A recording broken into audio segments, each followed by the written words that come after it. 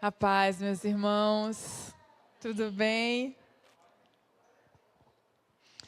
Queria convidar vocês para abrir comigo as suas Bíblias em Êxodo 10, do 24 ao 26.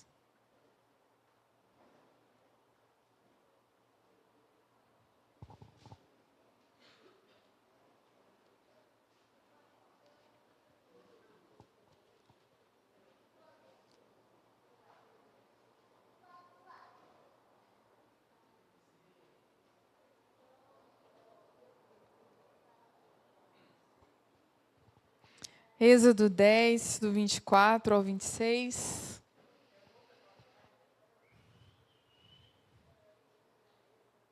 Que foi, vó? Êxodo, capítulo 10. É uma passagem só. Êxodo 10, do 24 ao 26.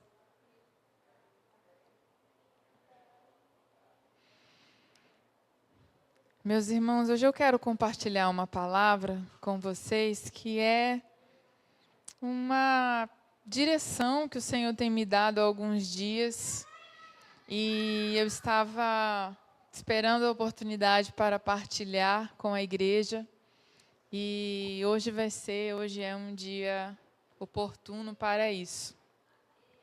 Então essa é uma daquelas palavras que são diferentes.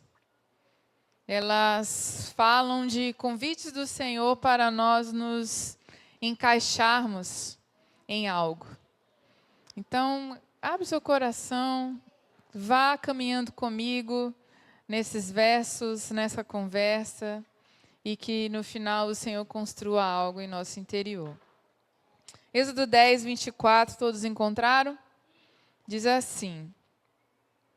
Acho que eu vou pedir para o Melvin para pegar o outro microfone e me ajudar nas outras referências. Esse aqui eu leio.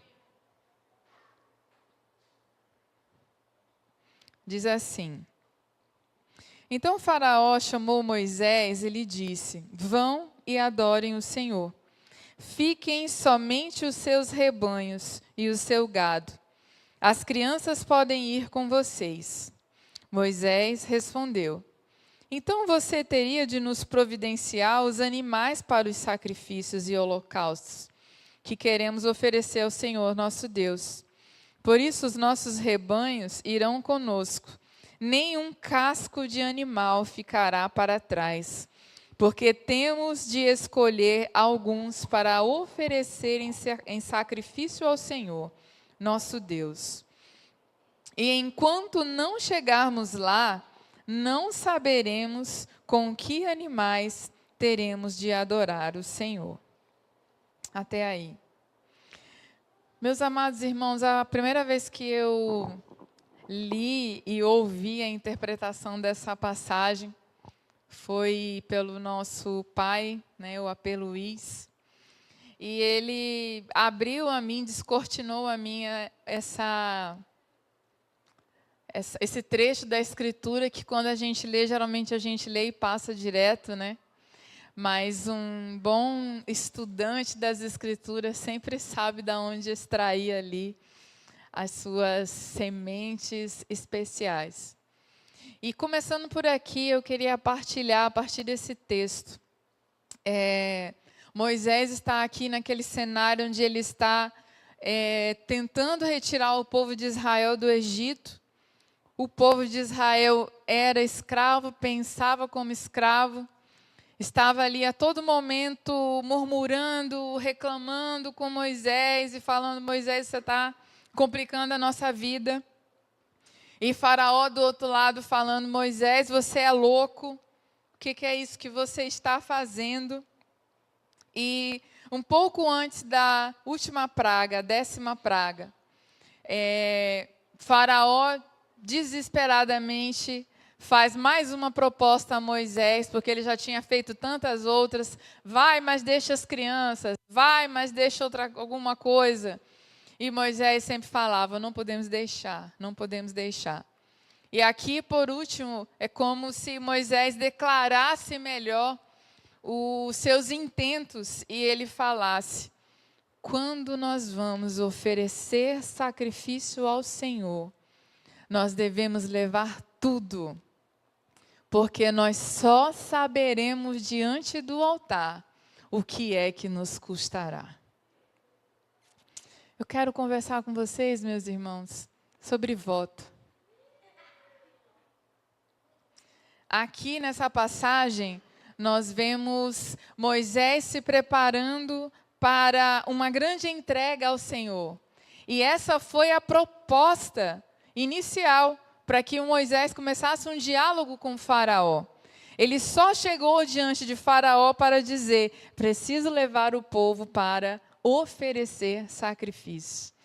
E aqui já é o final da conversa, quando Moisés está falando: nós precisamos ir com todas as nossas crianças, com todos os nossos animais, com as crias, nenhum casco ficará, porque lá é que nós saberemos o que nós vamos oferecer ao Senhor.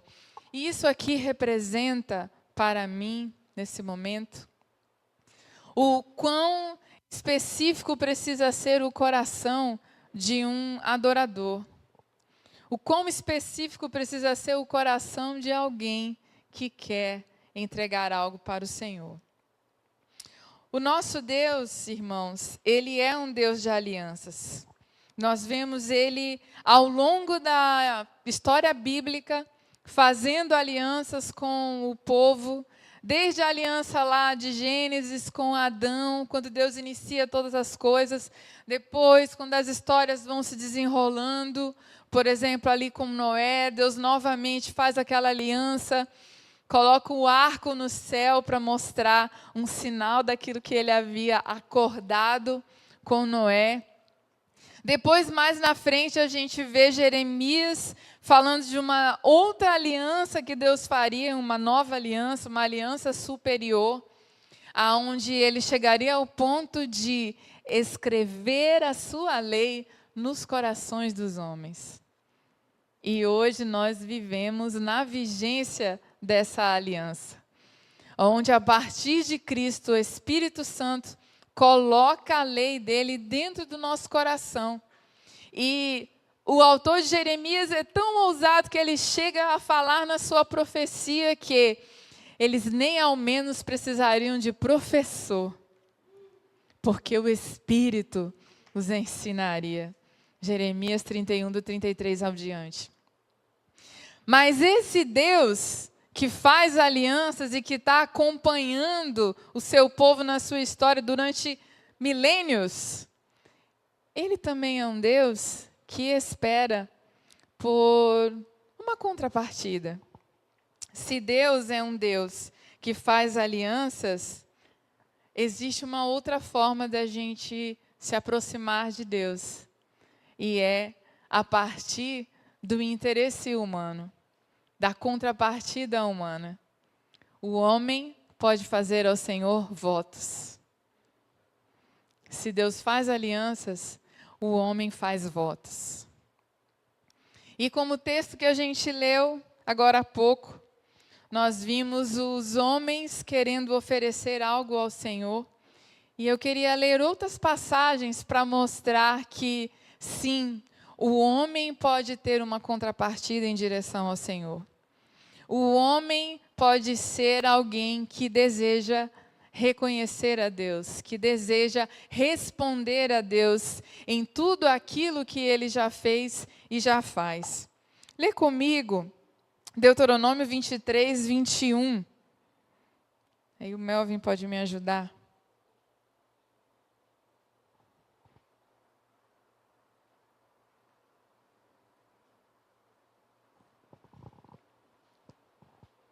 Deuteronômio 23, 21.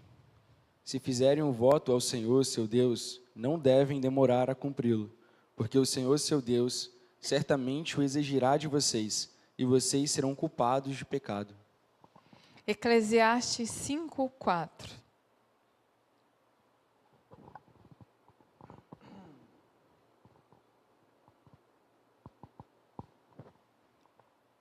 Eclesiastes 5, 4. Quando você fizer algum voto a Deus, não demore a cumpri-lo, pois ele não se agrada de tolos. Cumpra o voto que você faz. Cumpra o voto que você faz. E Salmos 56, 12.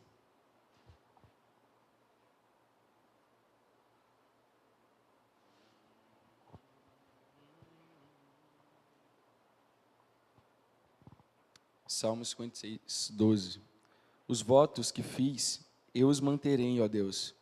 Trarei as ofertas de ações de graça. Amém.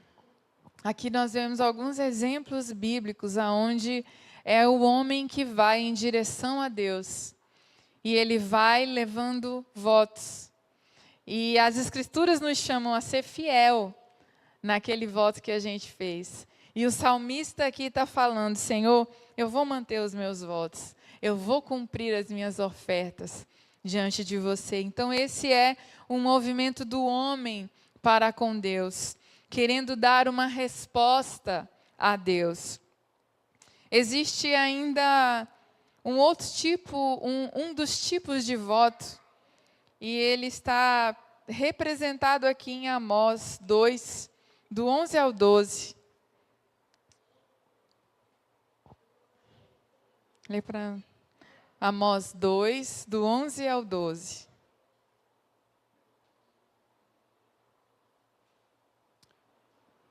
Escolhi alguns dos seus filhos para serem profetas, alguns dos seus jovens para serem nazireus. Não é isto assim, filhos de Israel, diz o Senhor. Mas vocês deram vinho aos nazireus e ordenaram aos profetas que não profetizassem.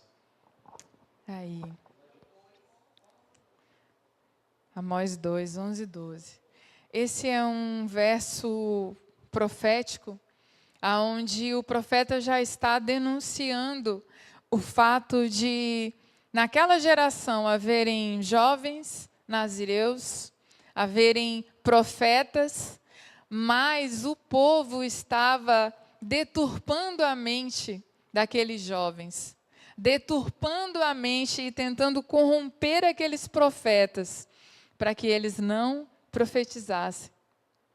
Essa aqui é uma atitude equivocada que o profeta está apontando.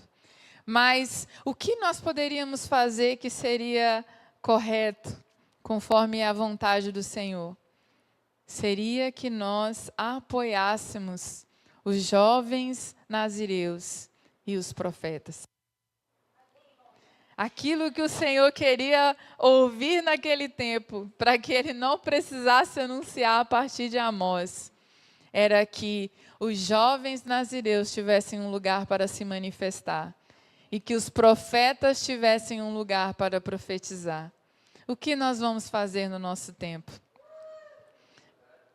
Calar a voz dos profetas? Dar vinhos para os nazireus?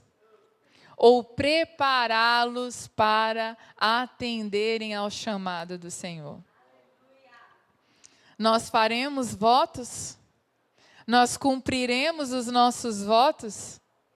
Ou, ao invés disso, beberemos o vinho dessa época e nos embriagaremos? Ficaremos com a nossa mente enebrecida? Ou atentos à voz do Senhor para essa geração? Eu acredito, irmãos, que uma das formas de nós não sermos embebecidos pelo vinho é nós vindo em direção a Deus, responder a Deus. E o nome disso pode ser um voto.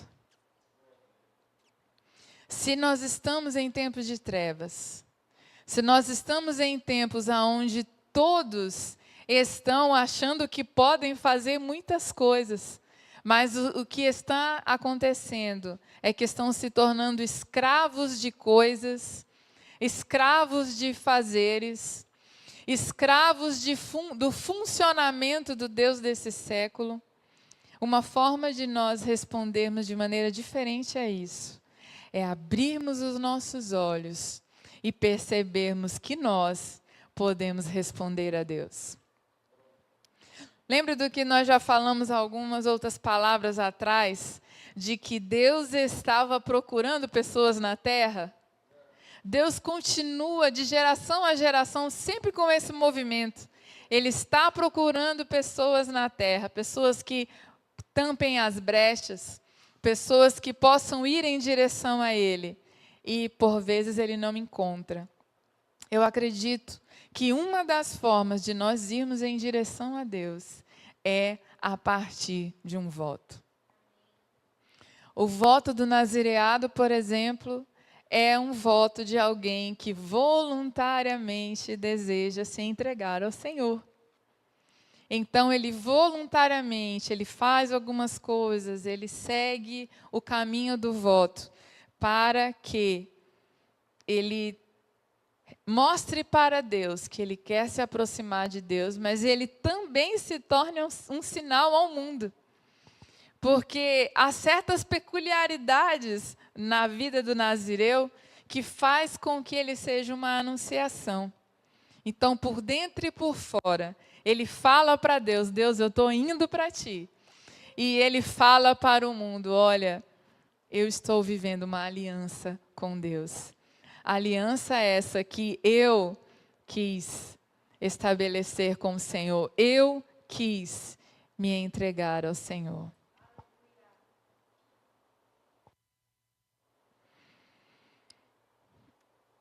Eu estou falando isso para os irmãos por causa de algumas coisas que nós temos ouvido nos últimos dias. João 4,35, que diz assim: vocês não dizem que ainda faltam 4 meses até a colheita? Eu, porém, lhes digo, levantem os olhos e vejam, pois estão maduros para a colheita.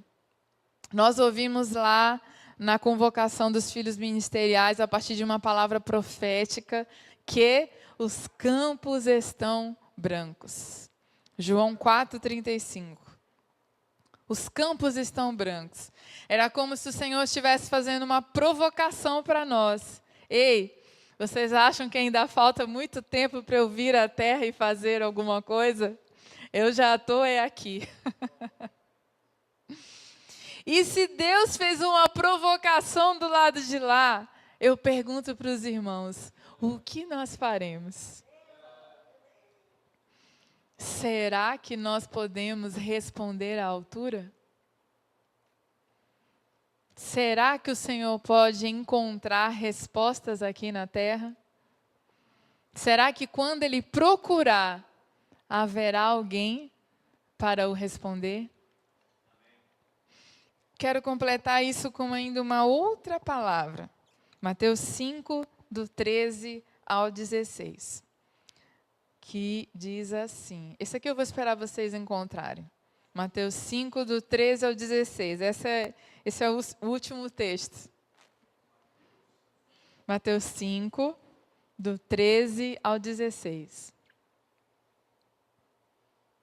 Todos encontraram? Amém? Então diz assim: vocês são o sal da terra. Ora, se o sal vier a ser insípido, como lhe restaurar o sabor? Para nada mais presta, senão para, lançado fora, ser pisado pelos homens. 14. Vocês são a luz do mundo. Não se pode esconder uma cidade situada no alto de um monte. Nem se acende uma lamparina para colocá-la debaixo de um cesto, mas num lugar adequado, onde ilumina bem todos os que estão na casa. Assim, brilhe também a luz de vocês diante dos homens, para que vejam as boas obras que vocês fazem e glorifiquem o Pai de vocês que está nos céus. Com essa palavra eu queria anunciar aos irmãos que nós, o presbitério, em oração já há algum tempo, o Senhor tem nos apontado esse texto aqui, irmãos, como um texto-chave para os nossos próximos dias. É como se o Senhor estivesse falando para nós, é tempo de velador. É tempo da cidade estar edificada em cima do monte. eu não posso dizer ainda quais são todas as implicações dessa palavra, mas essa palavra está apontando para nós que o Senhor quer nos tirar de alguns esconderijos e começar a colocar em outros lugares, aonde a cidade provavelmente nos conhecerá. E por causa das provocações do Senhor até nós, se Ele tem falado que é um tempo de velador, se Ele tem falado que é um tempo de campos brancos, eu pergunto a nós, comunidade, como responderemos ao Senhor? Como responderemos? Essa é uma singela palavra para eu dizer aos irmãos que está no meu coração já há alguns meses de fazer um voto ao Senhor. Ele tem colocado isso ao meu coração porque eu percebo que para nós irmos aos próximos lugares que o Senhor nos desafia, aquilo que nos trouxe até aqui não vai ser suficiente. Então eu tenho dito ao Senhor, Senhor, eu quero te responder. E para isso eu farei um voto. E há alguns meses, alguns dos nossos jovens também ouviram apelos do Senhor para fazer voto diante dele. E naquela ocasião eu falei, se acalme.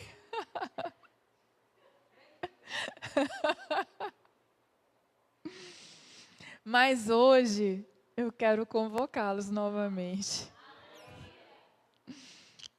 Eu precisava fazer essa convocação coletiva. Eu precisava fazer essa convocação a todos nós. E dizer que nós não vamos fazer o voto hoje. Mas o meu convite está sendo estendido a toda a comunidade. Se você tem ouvido nos últimos dias da parte do Senhor que você precisa entregar um pouco mais, faça um voto. Eu quero marcar com os irmãos o nosso próximo culto do próximo ano. Acho que o próximo domingo de janeiro. Eu estarei aqui para fazer um voto ao Senhor. E todos quantos quiserem, aquilo que você tiver de entregar, aquilo que você tiver que fazer, será em jejuns, será uma postura sua que vai mudar. Você quer se comprometer com algo que você ainda não se comprometeu? Eu não sei. Se você precisar de instrução, você pode procurar o presbitério. Mas eu gostaria, irmãos, que nós, como comunidade, entrássemos juntos nessa estação que o Senhor está apontando, aonde Ele diz que o que nos trouxe até aqui não é suficiente para a continuação da jornada. Vamos intensificar um pouco mais. Vamos nos entregar um pouco mais. Vamos deixar as reservas, meus irmãos. Reserva é coisa para ser colocado diante do altar. Foi o que Moisés fez. Nenhum casco ficará para trás. Na hora que o Senhor pedir, nós entregaremos. É essa postura, irmãos, e é com esse coração que eu partilho essa palavra com vocês e convido vocês a orarem comigo. Vamos orar? Nos próximos dias, de hoje em diante, nós entramos em dias de santa convocação. Então, todo aquele que tiver algo a entregar para o Senhor, prepare-se. E nós nos encontraremos no dia do sacrifício, no dia da oferta, para fazermos os nossos sacrifícios diante do Senhor.